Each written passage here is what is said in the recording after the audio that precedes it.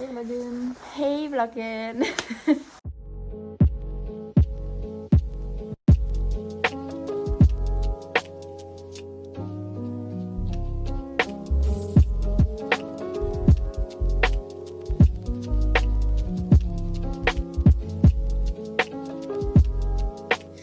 I dag er vi ude i stalden hos Nico.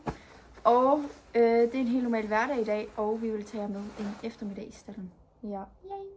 Og så midt i videoen, så vil vi svare på nogle spørgsmål, som I har stillet os på vores Instagram. Og der er kommet virkelig mange, så vi må lige se, om vi når at svare på dem alle sammen. Fordi, wow, der var mange. Men det er vi glade for. Yay. Thank you for the support. Ja, vi er glade. Yeah. Så det vil vi svare på midt i videoen. Men nu skal vi i gang med staldarbejde. Klokken er det ved jeg engang. 10 minutter over 3. Ja. Yes. Og vi skal i gang med at mure. Jeg ved ikke, kommer til at mure. Det har hun ikke. Så der skal mures 2 bokse. Laves foder og lukkes heste ind og så videre og så videre og så videre. Så man kender det. Så vi vil bare gå i gang. The horses are outside. Og vi murer. Nico er i gang med at mure. Hun er allerede startet strong. Men Nico murer Arians box. Yay. Og så kan jeg lige tømme vandspande imens. Og så kan jeg move Manis box bagefter. Du er virkelig produktiv i dag. Og vi kører den samme trillebør, som I kender den. Den ser sådan her ud. Ja, der skal godt med top på. Det er bare fjong. Hold da op. Yes. Og alligevel så formår du at få den med ud hver gang. Det synes jeg altså, det er ret imponerende. Øvelse går mester. Du gør det godt nok også tit. Så ja. Den er... Yes. Yes. Jeg har tømt vandspændene. De er clean, skulle jeg lige til at sige. Det er de slet ikke. De skal lige skylles en omgang. Men det gør vi lige bagefter. Ellers så ryger der bare højt ned igen. Det magter vi simpelthen ikke. Hey, hey. Jeg elsker lufferne. Vi elsker luffer. Her i stallen, det synes jeg det bedste go-to. Prøv lige at se nogle hyggelige staldvinduer egentlig. Kan vi lige snakke om det? Jeg elsker det. Det er faktisk noget, at hesten ikke står inde om sin sommer, så kan man bare have den her åben. Det vil fucking hyggeligt. Ja, det vil være vildt hyggeligt. Men også om sommeren, når man bare går herude. Og vi har moonboosene på, ligesom sidst. Det er The Stable Shoes. Yes, nu er vi her igen. Teknikken er, at man skal køre langsomt ned her. Det er hele hemmeligheden. Tada! Nå. Det ser så præcis samme ud. Ja. Nej, vi gider ikke snakke. Nu har vi lige lagt en Insta-story op. Yay! Vi er virkelig glade for alt det support, vi har fået. Sådan gennem vores andre sociale medier, vores Instagram og vores TikTok. Det er mega fedt. Vi er så glade og taknemmelige. Tak for det. Ja, tak for det. Ja, og Nico er stadig færdig. Er du færdig nu? Ja. Nico er færdig. Oh my god. Nico er færdig med at tømme boksen, så nu kan jeg gå i gang med Manis. Og så har vi lige fået en ring fra Mathilde, som har sagt, at hun sætter pomfritter over til os. Yay, når vi kommer ind. Så vi er glade nu. Så nu skal jeg i gang med at move Manis box. Og så kan Nico give halm i Irons. Du skal Frida skud med den der. Wow. Det er godt, det er godt. Det virker sgu. Tada! Hey! Nu Har jeg muligheden med Iron. Så det er i hvert fald højt der, og så helm. ja. Og så, ja, nu der skal jeg ind og gøre begge spand rene, og så lave noget foder. Og Frida, hun er stadig i fuld gang herovre. Yay! With a big Round 2. trillebør, ja. Ja. Nej, vi er faktisk på runde 3. Ja. Fedt. Så langt, så godt. Jeg stjæler lige kosten. Okay, ja. Nu skal jeg til at blande noget mad til hestene. Men det bliver nok foder i de her spande. Sådan, hvor deres navne står Iron og Minnie. Jørg. Ja. Og jeg kan lige vise, hvad der de får. Okay, ja. Så er det med at få et halvt bager af den her brokovn. Ja. Sådan her. Wow. Ja. Og det får de bare begge to. Og ja, så får de et helt bager. Sørme. Jeg kan ikke huske, hvor det er fra. Ja. Er det ikke fra... Nej, det kan jeg ikke huske. Skal jeg lige kigge, hvor det er fra, guys? Ja. Det er fra... Dangry. Det er det der meadowgrass. Dangry, det er faktisk virkelig godt. I har også brugt det i virkelig lang tid. Det har vi faktisk. Jeg kan ikke huske, hvad det brugt før. Der har brugt det... nej, det kan jeg ikke huske. Vi har i hvert fald skiftet over på den her for mange år siden. Meadowgrass. Det er fucking godt. Wow. Så lige der. Det kan også købes der, hvor vi køber alt vores andre foder. Ja. Og vi Danish Agro. Så det Ja, og brokovn, der er fordi brokovn 10. Det er altså 6. Ja. Det skulle jeg sige. Det var fordi, de fik brokovn 10 før. Det er ikke ret lang tid siden. Skal vi få på 6'eren. Vi skifter os lidt. Kommer sådan på, hvilken sæson der er og sådan noget. Ja. Den brokovn 16 for mig. Den er virkelig god. Jeg bruger den også til Sleipnir. Ja. Kæmpe anbefaling. Virkelig god all-around foder. Også Altså generelt bare brokovnen. Ja, virkelig god kvalitet foder. Ja. Det er i hvert fald de erfaringer, vi har. Nu skal vi videre skrive på alle mulige andres erfaringer. Men Ja. vi har været rigtig glade for det. Ja. Så er det stacked up. Ready. Perfect. Så, Nico er done med irons. Har givet vand og alt muligt. Hold op, du er rigtig overskudsagtig i dag. Ja. Ja. Jeg har bare slet ikke noget lige så langt herovre. Jeg er lige mod den helt i bunden nærmest. Og så er de samlet det tørre ren derovre. Så jeg skal lige have lagt det der ud i midten. Og så skal der halm ind. Og hø. Og foder og vand selvfølgelig. Okay, ja. Frida, hun er snart færdig. Yes, det var også betydet. Nu har givet halm, og så vil jeg blive givet hø. Jeg var ved at feje hernede. Jeg var ikke lige nået så langt endnu. Hernede. Jeg kan fejre Der til.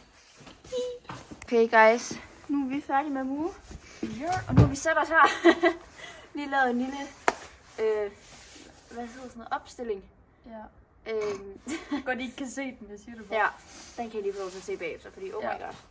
Yes. Men nu vil vi svare på nogle spørgsmål, som I har fået på vores Q&A på Instagram. Vi kører løs. Der er en, der har spurgt, har I ridebane der, hvor I står, eller hesten står? Og Det har vi begge to. ja. Vi har ridebane hos naboen, der er vi så heldige at have den mulighed. Ja. Og så har der, hvor Sleipnir står, der har vi jo også skov og strand. Begge dele faktisk. Sygt. Ja. Virkelig privilegeret. Det er virkelig luksus. Ja. Så det er vi meget glade for. Og Ja, vi har også ridebane. Vi har næsten lige fået lavet en. Men lige nu der er den meget sådan smattet. det er også fordi, den er ikke helt lavet færdig. Det var sådan, Nej. den blev lavet halvt, og så kom der regn og frost, og regn og frost, og regn og frost. Og Jeg tror, vi skulle have lavet den om sommeren, fordi det var virkelig en lorte årstid, vi lige valgte at lave den. ja. Men vi har i hvert fald ridebane, og det er virkelig dejligt. Så er der en, der har skrevet, hvor tit rider I på banen og på tur? Altså, det kommer meget an på, hvilken uge der er, og hvilket vejr. Og sådan. Vi har jo ikke ridehal, nogen af os, i det her vejr. Så vi er 2 kæmpe survivor. Vi har været vant til ridehal hele vores liv. Ja, vi har altid haft ridehal, Ja. før vi skiftede opstandingssted til hver sit sted. Ja. Så det skal man lige vende sig til, og det er hårdt. Oh my god, forfærdeligt. Ja. Også fordi der er ingen af os, der har en ridebane, der er frostsikret. Nej. Det er ikke fedt. Halleluja. Ja, ikke så fedt. Nej. Men her over vinteren, der tror jeg, at begge to, vi og vores søster har været sådan lidt... Sleipnir har haft pause on off. Jeg fik ham jo først i august. Så det har været meget sådan stille og roligt. Vi har været lidt i ridehal. Vi har heldigvis ridehal kort, så vi kan køre med ham, men det har ikke været super ansvarligt at køre de her dage. Så vi har været et par gange i ridehal, og selvfølgelig reddet en masse ture, og lidt på banen, og været til et enkelt stævne, og været lidt ude og sådan, men ellers, vi har taget det meget loose, og så skal vi først i gang med sådan virkelig træning her til foråret, hvor han skal træne stille og roligt op igen, fordi han har ikke ret meget styrke nu, fordi han jo sjovt nok har stået stille. Eller ikke stået stille, men ikke været så meget i gang. Ja. Og jeg tror lidt, det er det samme. Ja, det er det. Med Ejeren, vi har virkelig... Han har haft en lang pause, vinterpause. Og så har vi ikke rigtig lavet noget på grund af vejret. Ja. Og vi har ikke nogen de rette ridemuligheder lige pt. Nej. Det er svært om vinteren at bo i Danmark. Ja. Og have hest, for den sags skyld. Til gengæld har vi begge to nogle virkelig, virkelig flotte områder, når der så bliver forår og sommer. Vi er virkelig privilegeret med vores natur. Det må man gerne sige. Så er der en, der spurgt, om vi har hestene hjemme. I har? Vi har vores heste hjemme. Både Ejeren og Manny. Og jeg har ikke. Min han står opstallet på et sted, som ligger sådan et kvarter væk fra mig eller sådan noget. Så det er virkelig ikke ret lang tid, og det er det bedste opstaldningssted ever. Du har også stået der. Ja. Du flyttede hestene derover en periode i sommeren, så vi kunne ride sammen. Det var virkelig hyggeligt. Det er altså det bedste sted. Det bedste sted ever. Ja, Ej, virkelig. Fantastisk sted. Ja. Så er der nogen, der har spurgt om vores største drøm. Det kunne da være fedt at komme ud og ride noget større stævne. Vi har snakket om... Du har snakket meget om istøl i hvert fald. Det ved jeg, det vil du virkelig gerne. Ja, det har jeg snakket om i mange år. Ja.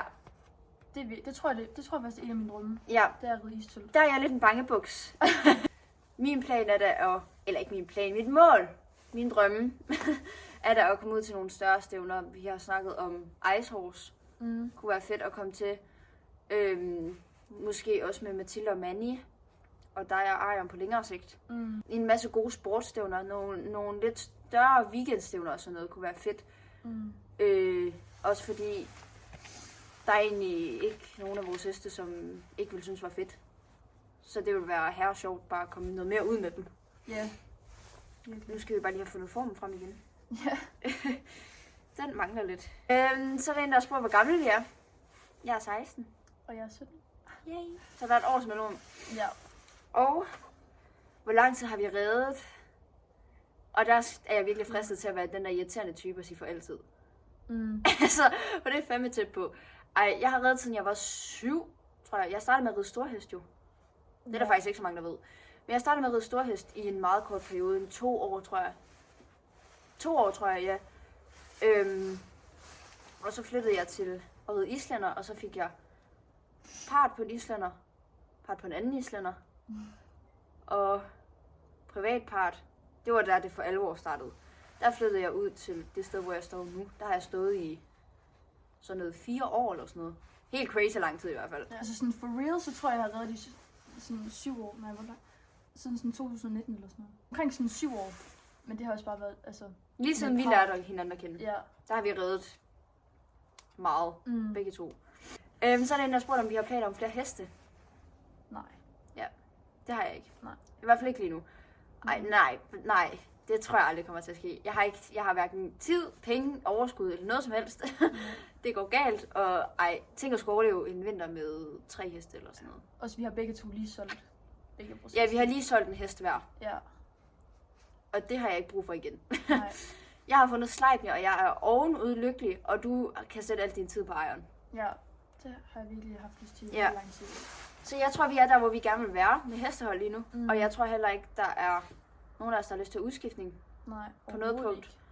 Så vi er egentlig bare glade og tilfredse med det, vi har nu. Så er der en, der har spurgt, hvordan mig og Sleipnir stævne gik. Og det gik virkelig godt. Vi havde Nemo med som hjælper. Of course. Groom. Det gik virkelig godt. Det var meget lav debut. Altså virkelig bare komme ud og se noget andet. Han har jo været i ridehal et par gange, og han har bare klaret det mega godt. Altså han er virkelig en nem hest at have med rundt. Ja. Så vi red en enkelt klasse for bare lige at komme ud. Og Altså, jeg synes, det gik mega godt, jeg ved ikke. Det gjorde det. Det gik virkelig det var godt. første gang, I var ude. Ja, og jeg synes virkelig, han leverede, altså han var virkelig ordentlig. Altså virkelig ordentlig her med, og sød på banen, og ingenting. Virkelig god med de andre heste. Ja. Meget snaksalig, men det er han altid. Så det er skønt, og så i takt med foråret til, at vi skal til noget undervisning, der regner jeg jo med, at vores præstation på banen kan blive bedre. Men jeg synes, det var virkelig et godt udgangspunkt. Så er der nogen, der har spurgt, hvorfor vi valgte lige præcis den hest, vi har nu. Jeg tror for mig var det vigtigt. Nu har jeg haft 2 heste, som jeg har været virkelig glad for begge to. Og så fik jeg Joker, som jeg ligesom selv red op. Han var tilredet, men ja, mere var der heller ikke rigtig gjort.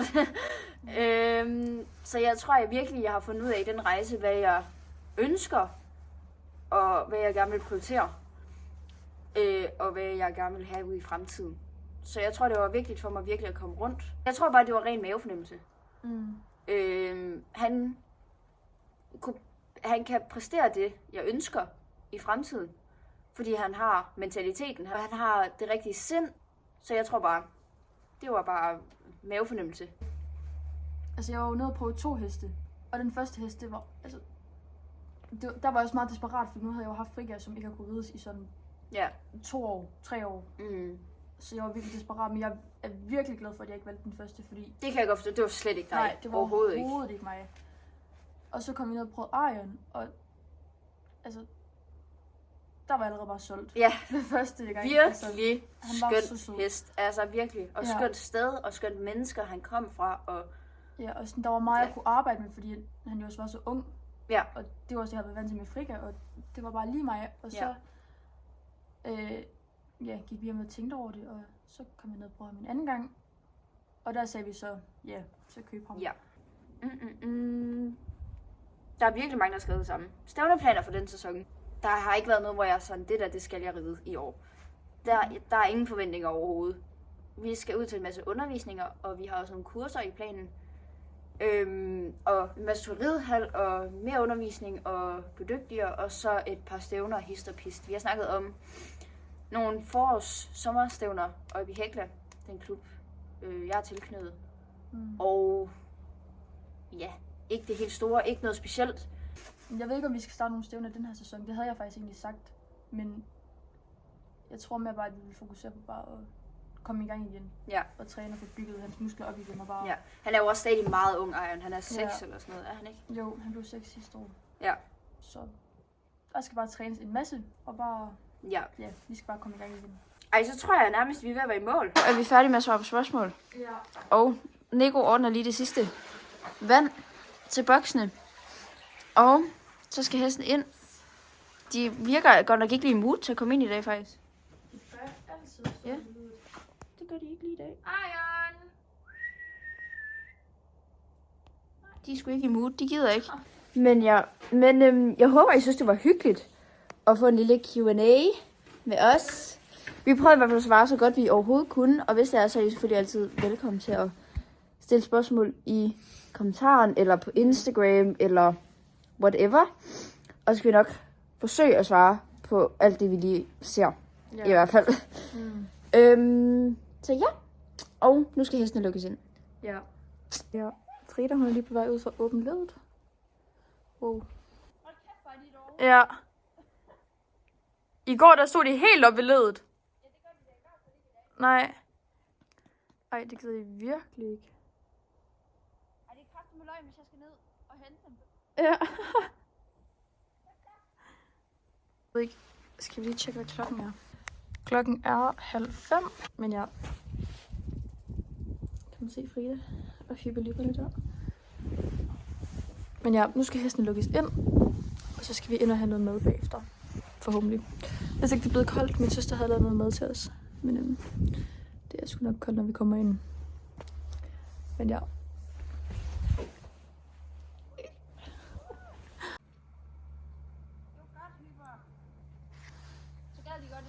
Ja. Men det krævede godt nok overtagelse. Ja. Hej, Manny. Det var godt. Kan du se? Nu kom hesten ind. Yay! og kan få noget at spise. Nå ja. Ellers har vi en hest, der har spist hele det her i morgen. Ja. I gør, Manny. Og så lukker vi. For today. Yes.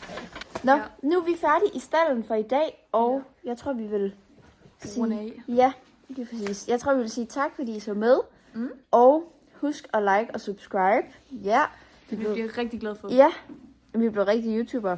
Ja. Mærk det, ja. Så nu vil vi runde af, og så vil vi sige tak, fordi I så med. Mm. Hej hej.